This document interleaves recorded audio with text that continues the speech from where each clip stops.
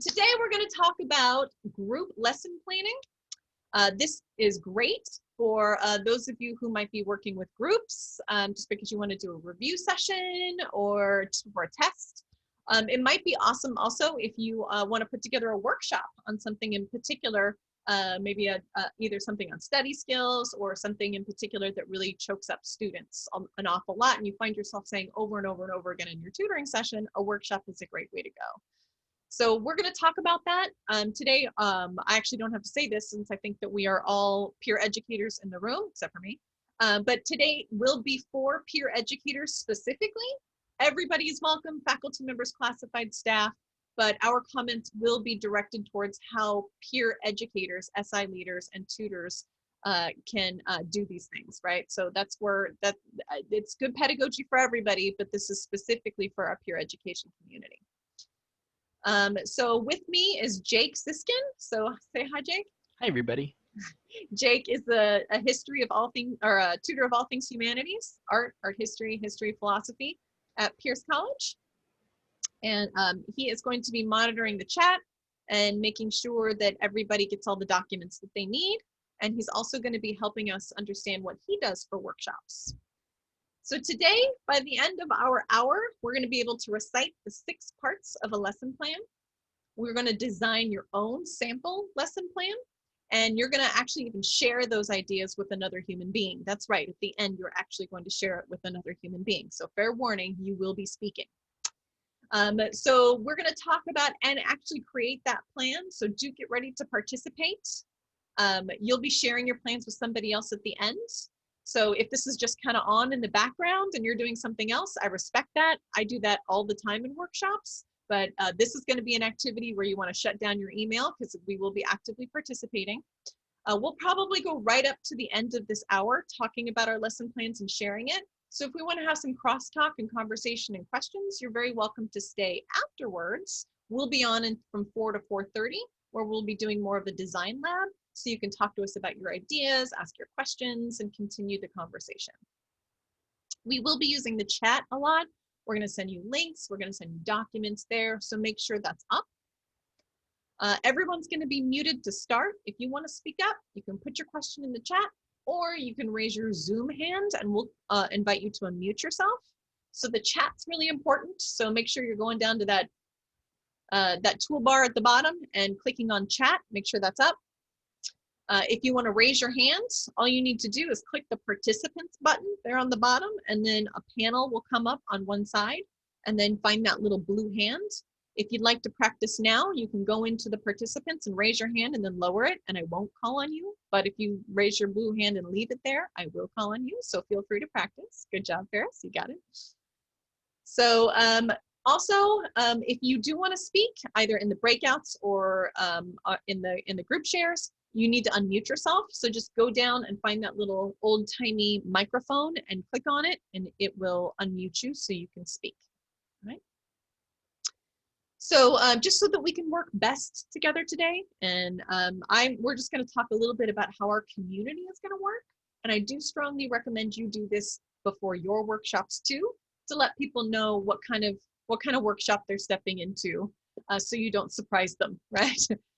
Do get ready to participate actively, right? We'll be talking about the parts of a lesson plan. We'll be writing it down. We'll be sharing it in the chat, verbally, and breakouts. This is going to be active. It's totally okay if you don't get it right away. You can hang out afterwards and talk more, or even talk in your breakouts. We love confusion. We're tutors, so if people were not confused, none of us would be tutors, and we'd all be working at McDonald's right now. So we love confusion and we love questions. So keep them coming, put them in the chat, or raise your Zoom hand if you have a question. And just be kind. It is a really crazy, chaotic, and kind of mean world out there. So let's just dedicate ourselves to creating a supportive space where people can have questions, be confused, not know what's going on, and still feel welcome and happy to be here. With that, let's dig into lesson planning. So the first part of a lesson plan is that you always want to have an opening activity or some way to warm up the brain. So we're going to teach you that by showing you one. So we're going to start off by something called a KWL chart. So if you would like to click on the link that Jake just put in the chat, that will take you to a blue collaborative document that everybody will be able to use together.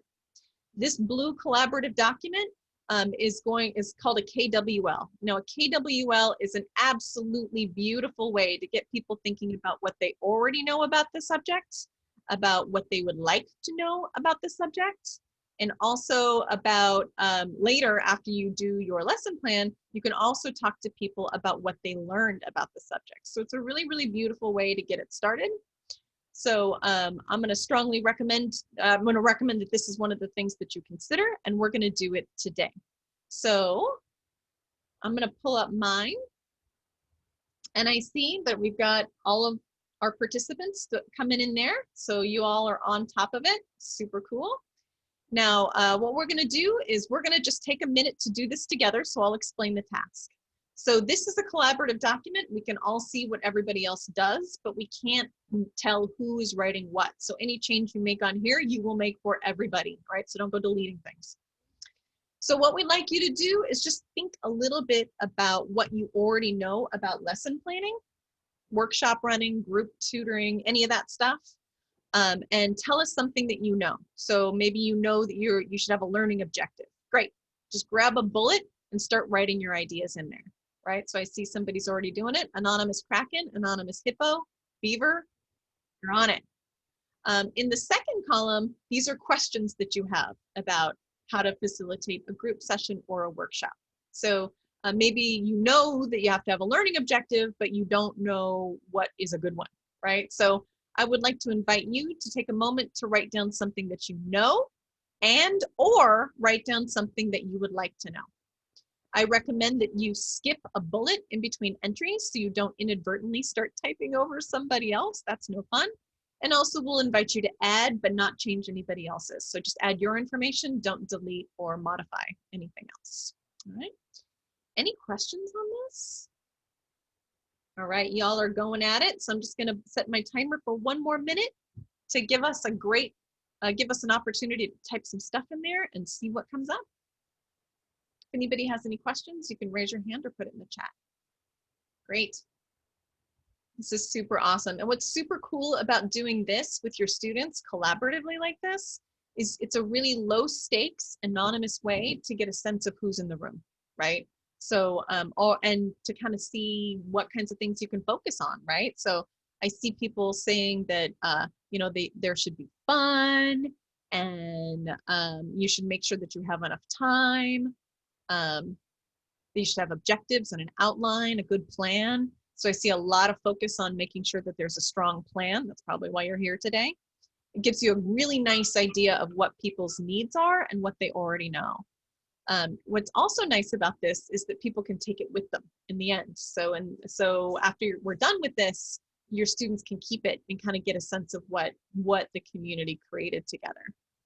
So again, some great ideas that'll help you formulate your tutoring session, right? So now I know that people want to know how to be interactive, how to start it.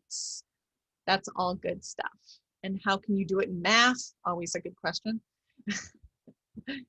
So thank you so much for this. Keeping it fun. All right. So now as an educator, I have a good sense of what's going on in the room.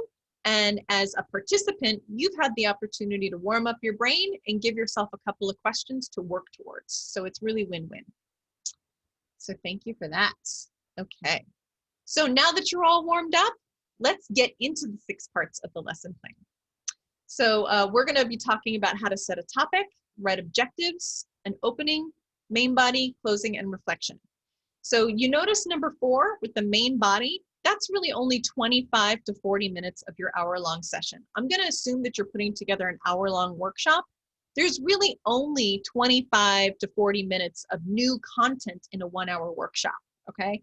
In this particular lesson, in this workshop today, there are 26 minutes of new content, right? So people want to do 60 minutes of new content. We don't do that, all right? A lot of your workshop is going to be the build up and the cool down, all right? So we're going to talk a little bit about what that means.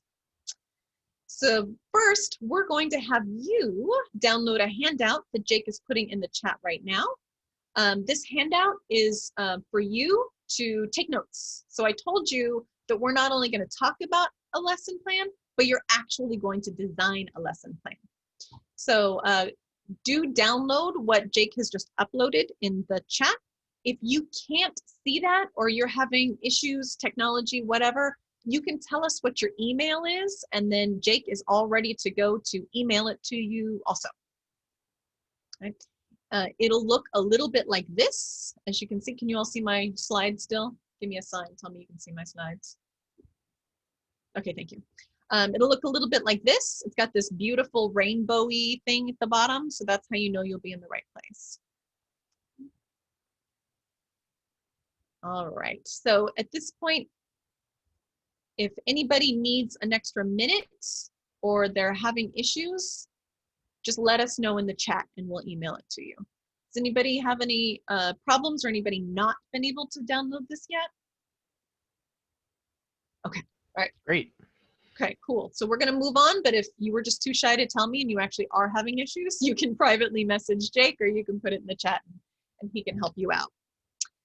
Okay, so once that's downloaded, you can actually write in this thing. It's a Word document, so it's yours, so you can type right in it, and it's your personal thing, or don't write in it as you see fit, right? But it'll help guide our session today.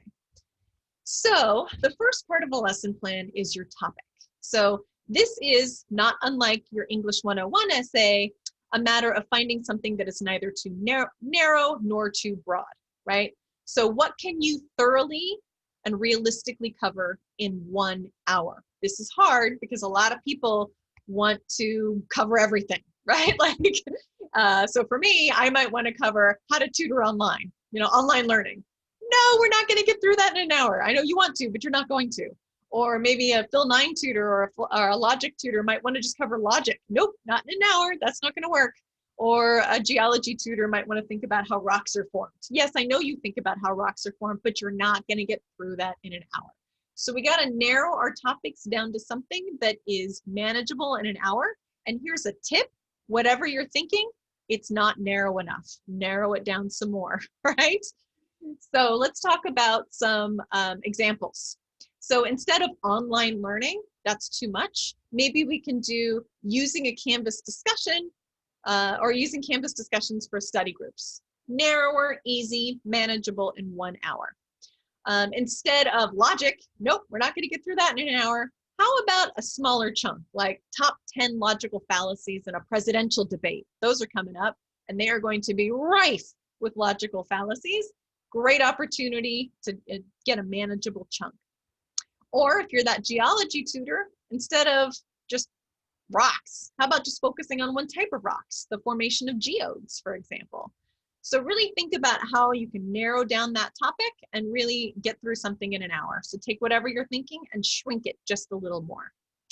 So go into that note taker, and right on the top of page 1, you'll see a little space where you can type. So you can type right inside the document. I'm going to set my timer for 1 minute. I'm just going to have you think about and type out one idea that you have for your topic. Before we do that, Jake, tell us what your topic for your workshop was. My topic is different drafting ideas for writing philosophy papers. All right, so drafting ideas for writing philosophy papers, narrow, manageable in an hour. So for now, take 1 minute to write down your idea for a topic. And if you can write that down in 5 seconds and you're already ready to go, we would love to hear your ideas for topics. So please do feel free to share your ideas in the chat. So I'm setting my timer, and you got 1 minute to think and write. All right, so we got some really great ones. So if you're still looking for inspiration, check out the chat. There's some radness there, things that you can very much tackle in 1 hour, right? You're not going to get all of math, but you can do at least 3 methods of factoring polynomials, right? Outline a paper, not how to write an essay. You're not going to get how to write an essay in an hour, but you could do an outline in an hour, right? Or a paragraph in an hour. Love it. 6 steps of hypothesis testing. Beautiful. Nice, manageable, small chunks. It sounds like y'all have got it. All right, so the next part we're going to spend the most time on, right? And this is your objective. So here we're going to talk about something called backwards planning. Backwards planning is when you start with, what do I want my students to have at the end of my hour, and then move backwards to get there. So way too often, and I'm sure you've been in these classes with faculty members, we start with our idea and we start like building a workshop based on cool things that we love and we find interesting. And then we present it to our students and they're like, where are you going with this? You've all had those professors, you know it, right? In order to avoid that mess, you want to start with a very clear idea of what exactly you want people to have accomplished at the end of your workshop, right? So you want these things to be measurable. So you want 2 or 3 things that they can measurably do at the end of your 1-hour workshop, right? So some things are really hard to measure, like students feel more comfortable with online learning. Well, how do I know how they feel? Am I going to give them a little Likert scale, 1 to 5? How do you feel? Great, not great? How do you measure that? Or you want them to know all the logical fallacies? Well, how do I know that they know all the logical fallacies? How do I measure it? Or I want them to understand. So those are kind of the 3 things that are like not starters for objectives because I can't measure understanding. How do I know they understand how geodes are formed? How, you ask? The answer is Bloom's taxonomy. You might have seen this before. This is what faculty members use in order to write our student learning outcomes. And it is also at what was once the bottom of page 1 of your handout. It may have moved if you typed on it, but this is right there in your handout. So Bloom's taxonomy is essentially a list of verbs, right? So that's all it is. It's a list of learning verbs. So the idea here is that these are verbs that you can measurably take note of when students have accomplished them, right? So it starts with the bottom of the pyramid is going to be more of the rote memorization and remembering things, and it moves up to more creative, difficult, synthesis kinds of activities, right? So at the very bottom, do you want your students to remember things, or do you want them to understand things, or do you want them to apply things? Or after they've applied, do they want to take it to the next step and start analyzing whether it's good or bad, evaluate, or even create one of their own, right? So I would recommend when you're picking objectives for your workshop to pick one from each, or not each, one from more than one of these levels. So you can have them understand a concept, but also to apply, right? Or you can have them remember something, but can they also analyze, right? So the measurability is there to the right. That's to the right, correct? Yeah. So you'll see, what do I mean by remember? Well, they can recall facts, right? They can define something, they can duplicate something, they can list the factors of something, right? So what is it that they're actually going to be able to do? If I say that they understand something, what does that mean? Can they classify it? Can they discuss it with a partner? Can they explain it to somebody else? How do you know that they understand it? And so on, all right? So again, this used to be on page 1 of your handout. It might be on page 2 now that you started typing on it, but it started on page 1. So what I'd like you to do is take a look at that and starts to think about what is one thing, just one thing that you want your students to do in your workshop. So for example, remember that workshop on how to do online learning? Maybe one outcome will be that students will be able to upload a picture in a discussion in Canvas, right? I didn't say they understand Canvas. No, it's measurable. They will upload a picture in a discussion in Canvas, right? For that logic tutor, maybe its students will identify 3 measurable, 3 logical fallacies used in the last presidential debate. Again, there's going to be a lot of them. Get ready. Or for that, that geology tutor, maybe its students will repeat the stages of geode formation. Remember, we didn't say they remember it, but what's the activity? They repeat the stages of geode formation by memory with a partner, all right? Jake, what's one thing that your students do at the end of your workshop? They can evaluate what kind of learning style one of the strategies might apply to, and then see, what would be good for them. Beautiful. So figure out one style and apply it to you. Very measurable, easy, ready to go. So I'm going to set my timer again for 1 minute. I would like you to take out that handout again. It used to be the top of page 2, might have moved. Right, just one thing that you want your students to learn, using Bloom's taxonomy as your guide. And then if you have time, we would love to see it in the chat as well. All right, set my timer, go ahead and go. All right, some great stuff in the chat. So again, this is kind of the hardest one. This is the one, by the way, that faculty members have been arguing about and just driving them crazy for like 10 years now, is how do we do this? So this is definitely the hardest ones. So take a little bit of time with this one. That's why we're taking a little bit more time. There's some really wonderful examples in the chat. You got to ask yourself, how do I know they're doing it, right? Great. So Jasmine, they're gonna generate their own hypothesis, right? So they're going to either execute, or they are going to distinguish, examine, or they might just, you know, create their own. Beautiful. Yeah, beautiful. Yeah, that's awesome. So when they come in, when they can come up with their own program, again, which verb are you going to use here? They're going to generate their own. They're going to create their own. What is the verb that they're going to use? Great job, everybody. All right. So moving on to all of that, by the way, happened before we even started planning our lesson, right? Our topic and our objective all happens before you even start thinking about your lesson. Now we can start actually designing the lesson itself. So this brings us to part 3, which is the opening. Now you, again, think back to those professors. You've all had them. The professor who walks in the room just exactly at the beginning of the class, and they're like maybe carrying a bunch of books or something. And then as they're walking in, before they even put down their books, they start diving into a lecture, right? And you're like, whoa, whoa, whoa, whoa, just got here.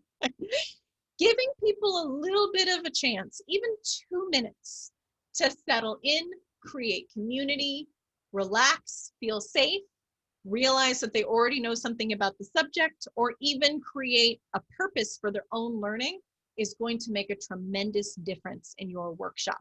If you just come in and start firing concepts away, you're going to lose people because they don't have purpose set, they don't feel safe, they don't have a sense of community, they don't feel like they know anything. So just take, like I said, maybe even 2 minutes to warm up your crowd a little bit.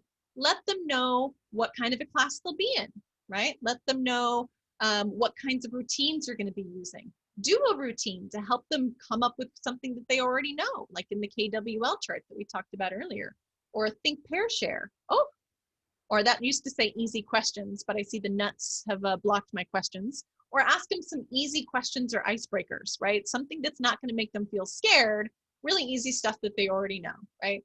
Or even online activities like a Kahoot or a Wordle can really get the fun flowing. Somebody asked in our KWL, how do I make it fun? Kahoots are a great way to make it fun. It's low stakes, it's a competition.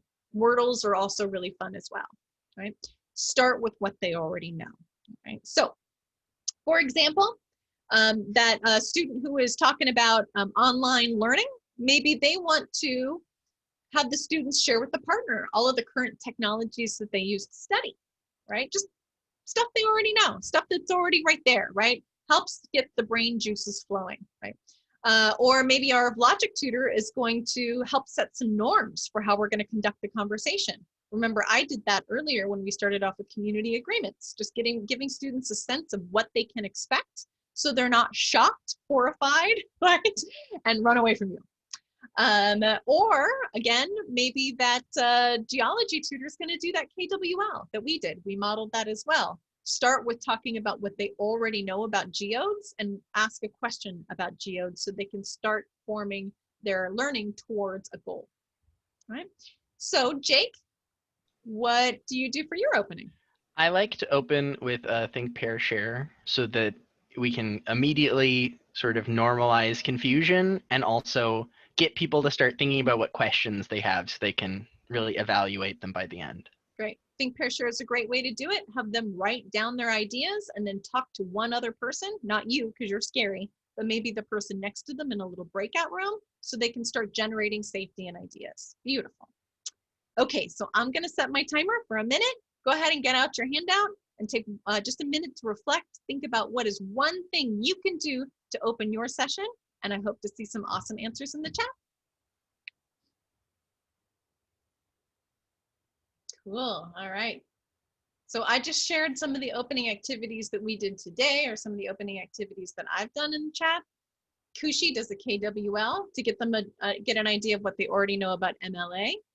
Oh, Paul, beautiful. Just have them talk about what they did in the last class. I love it. Super low stakes, get some talking. Beautiful. All right. Oh, yes, Jasmine's going to make sure that they introduce each other. Beautiful. Great. Talk about what they already know from class. And then also, I love, Jasmine, that you're normalizing that confusion. You know what? The professor covered a lot, and it might have been really confusing.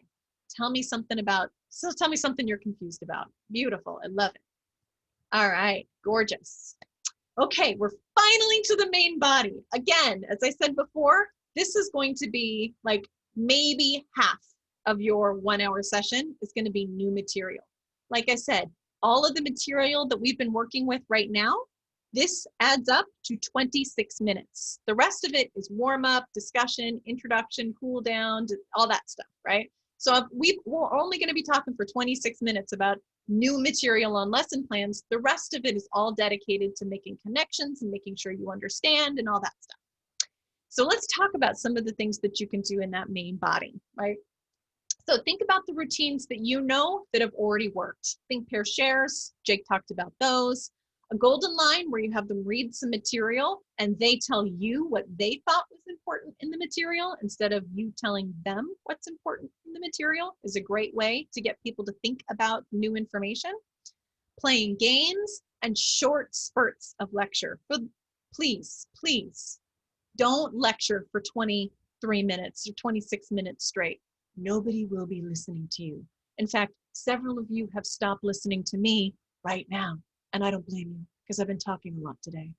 Talking a lot exhausts people, all right? So talk for maybe 4-minute spurts, but my rule of thumb is that if I've been talking for 2 minutes, I need to zip it and let somebody else do something, right? So if you've got a big chunk of lecture, break it up, get some activities in there, have a handout like we've done today, or get people talking to each other. Also, what's really cool about these lesson plans now is that you've got the whole world of the web at your fingertips, right? You can use virtual whiteboards, OneNote, Quizlet is awesome. Videos, Yuja, Google Docs, all of these cool things that you can do to present new information that weren't even available to us in the face-to-face setting. So let's talk about some examples.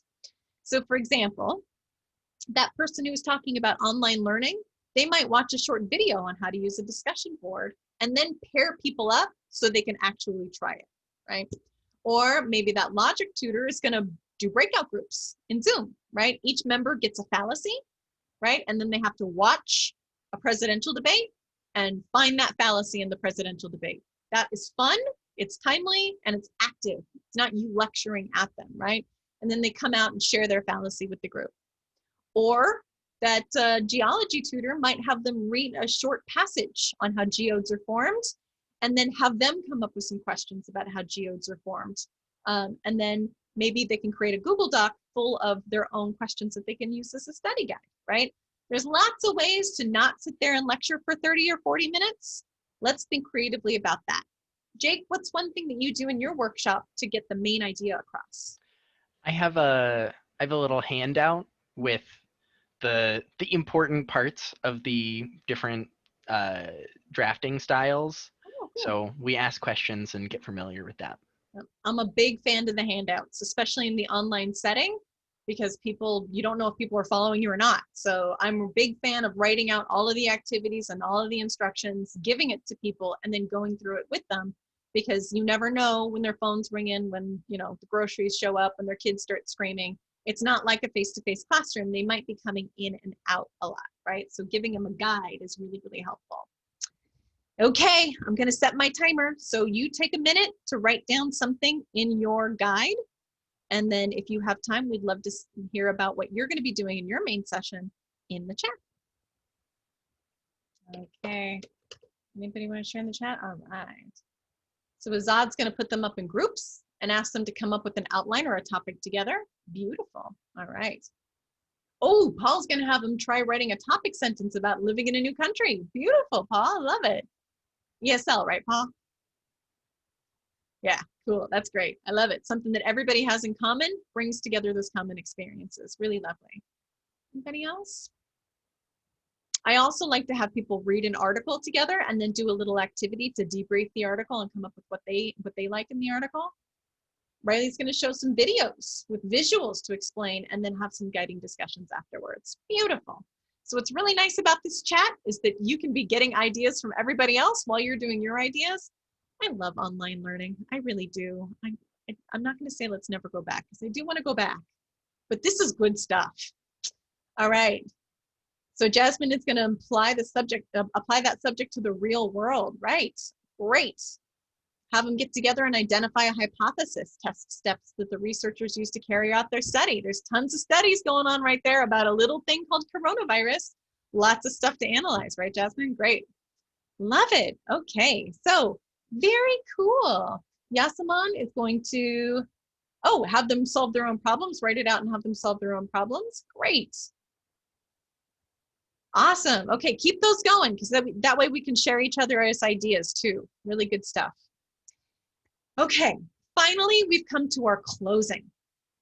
Again, that same professor who rushes in right as the class starts with their books falling out of their arms and starts talking about their subject might also be the instructor who talks 5 minutes past the end of your class, and as everybody's packing up their books and leaving, they're shouting at the top of their lungs the end of their lecture. We all know that person.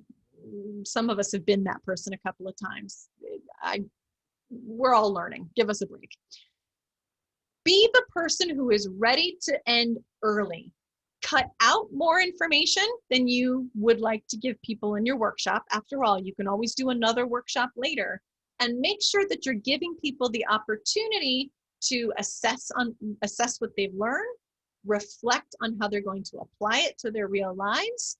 They can share the results of the awesome things that they have generated in your workshops. They can review everything that you've talked about, or they can talk about next steps. Again, that's why we only have 25 to 40 minutes of new content, so you can make sure people have plenty of time to process, all right? So here are some examples. So that person who's doing a workshop on online learning, they might at the end list other resources, right? Next steps. Here are some other cool things that you could do at the discussion board. Go forth and learn these. That logic tutor might have everybody go into a Google Doc and type out one thing that they learned and one question that they have about logical fallacies. Because remember, people not only learn things at the end of your workshop, but they've also generated new questions. It's great to capture those questions at the end of your workshop because you can use that information to develop your next workshop, right? Or back to that geology tutor who started with the KWL, they can end with the KWL. So they started with generating what they know and what they want to know, then they can talk about geodes, and at the end, they can go back and talk about what they learned about how geodes were formed. Jake, what's your closing activity?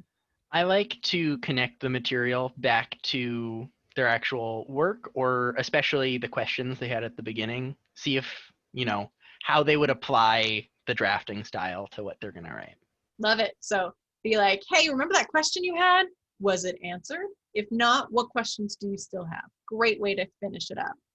So I'm going to set my timer for another minute to give you a moment to go back into your document and type out one idea that you have for your closing and to put it in the chat if you have the time to do that. All right, go.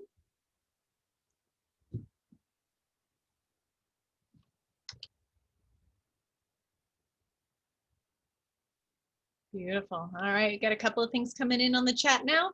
So Gustavo's going to ask their students from their perspective what they learned about the topic. Very beautiful. Azad's going to actually have them exchange outlines and talk about it. Ooh, Kushi's going to end with a Kahoot. Nice. Summarizing the rules and important steps. I like it. End with a little bit of a fun game. I love the idea of ending a Kahoot or ending a workshop with a Kahoot. Kushi, I'm ready. I'm ready.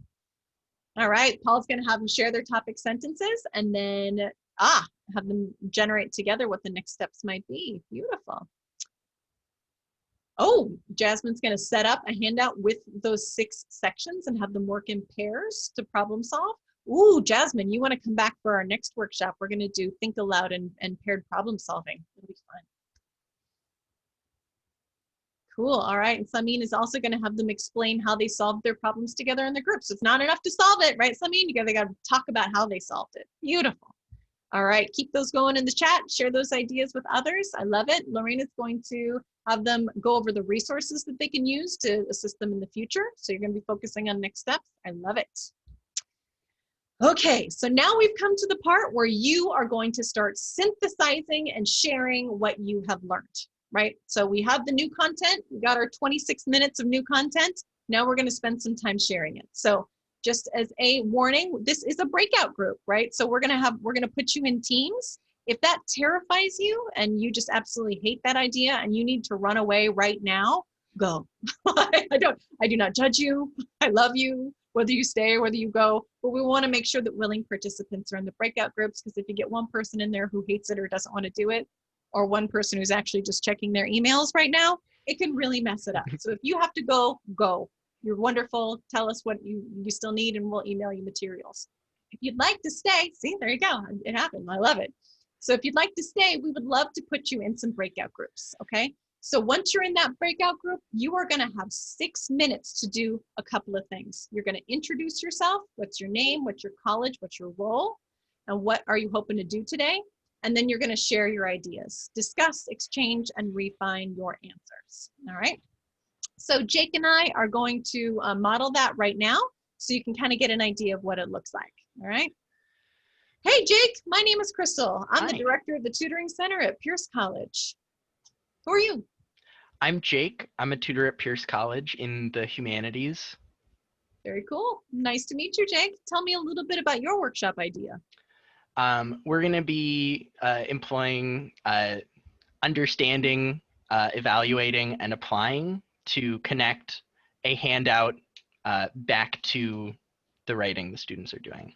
That sounds like a great idea. I have a wonderful couple of handouts that I could share with you, and maybe you'd like to model it off of those. That would be great. Scene. So that's it. That's kind of a very short version of what you're going to be doing. Introduce yourself, talk about your ideas, get some other ideas with somebody else. There's 2 to 3 participants in the room. If anybody is still off making a sandwich, then I may have to move a couple of you so nobody's in the room all alone. But for the most part, I think we're going to be good because everybody who needed to leave is left. So I'm going to create the rooms. You actually have to accept it, and I'll see you back here in 6 minutes. All right. Welcome back, everybody. I always love it when you close the breakout rooms and people don't come back right away, because that means that there's some really good discussions happening. What's terrifying is when you close the breakout rooms and everybody jumps back immediately, which means that was an insanely awkward experience for everybody. They couldn't wait for it to be over. But everybody came back everybody stayed, so that was a good thing. So thank you for engaging in that. I know it's not always the most comfortable to talk to strangers about your new ideas that you're not even sure about. So I really appreciate you engaging in that with us. So we're gonna do our closing activity. So Jake is going to put the link back into that collaborative Google Doc. Again, it's the same Google Doc that we went in before, so if you still have it up, you can grab it. But if you closed it, he's put the link back in again, and I see people logging on. We're now going to focus on the L part of the KWL. Again, it's a great way to close your workshop. You did your K, you did your W, you talked about some stuff. Now let's go back and talk about what we learned. So I see that we already have some folks, beavers and koalas and octopus and sheep already doing it. Just go in and write down one thing that you remember for today that you're going to take with you, try to apply, or maybe even a question that you have. So I'll go ahead and set my timer for 1 minute and watch the magic happen. You know what one really makes me want to cry? Is this one right here. I don't know who wrote that, but I love you. Yes, learning should be about the presenter or about the participants and not about the presenters, right? Oh, I love it. All right, somebody's going to use a KWL. Somebody learn how to start the session.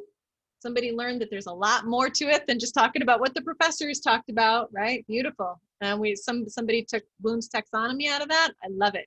Again, not only is this a great way for you, the participants, to take a moment to solidify what you've learned and put it in a different place in your brain, so you're more likely to apply it and remember it, but it's also a great way for you, the workshop facilitator, to have this beautiful column that'll allow you to figure out what people actually got out of your workshop, because sometimes there's a mismatch. Sometimes you were trying to get one thing across, but then you find out what they learned and you're like, nope, they did not learn the thing that I wanted them to learn. So that leads us to our last section of today, and that is reflection. So everybody thinks that they're done now, right? Because their workshop is over. Thank freaking God, that was so hard. I'm so glad it's over with, but it's not. What I want to challenge each and every one of you to do is just take a few minutes after your workshop is done to look at your closing activity, look at your feedback, and think about what did I do well today? What went super, super well? And then also, what do I need to do differently next time? Because fun fact, you'll never get it right. None of us ever get it right. There is no right, and you have never arrived, all right? It is not professional development because you've never been developed. It's professional learning because you're always learning. So always take just a few minutes after the workshop is done to think about what went well and what you need to do differently next time. Jake and I, just before this session, I was telling him about how I have done this presentation probably 12 times, right? But when I prepped it for this time, I had to redo a lot of it. Even though I've done it 12 times, I've learned so much about how to do it in an online modality.